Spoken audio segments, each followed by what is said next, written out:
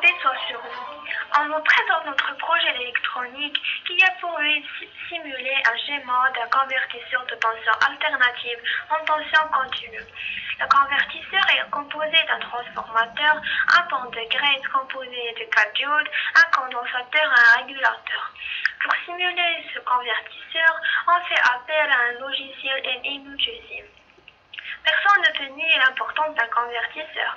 On l'utilise souvent pour charger nos appareils électroménagers comme le téléphone, le PC portable, la télévision, etc. Après vous donner une idée générale sur notre projet, nous allons vous expliquer les étapes pour réaliser cette simulation, puis nous allons vous donner les résultats sous forme d'une conclusion.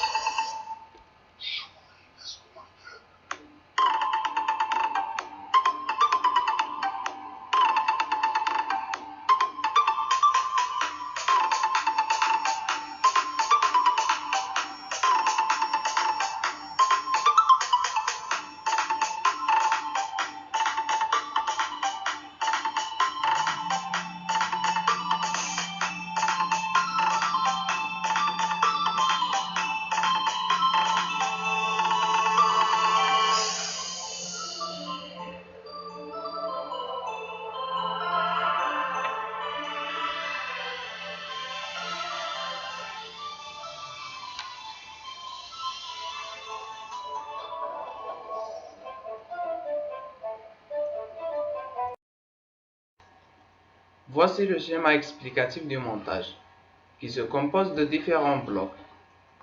Le bloc numéro 1, on a un générateur à tension alternative de 220 volts et d'une fréquence de 60 Hz, d'un transformateur et d'un oscilloscope pour afficher les résultats.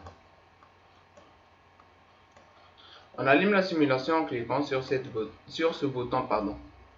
Sur l'afficheur, il y a deux signaux sinusoïdaux. Le premier est celle du générateur, c'est-à-dire avant transformation. Le deuxième, c'est le signal après transformation. Dans le deuxième bloc, on ajoute un redresseur. Les résultats sont affichés comme la suite. Comme on voit sur l'afficheur de l'oscilloscope, le signal est toujours positif. Mais si on inverse les fils de l'oscilloscope, il deviendra toujours négatif.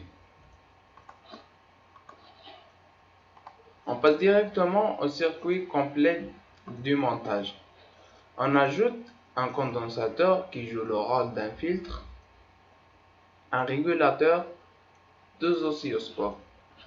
Le premier affichera le signal après filtrage et le deuxième affiche le signal après régulation.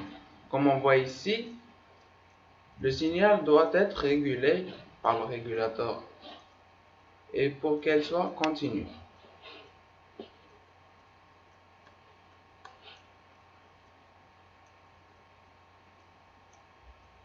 Après la simulation, on passe directement à la conclusion.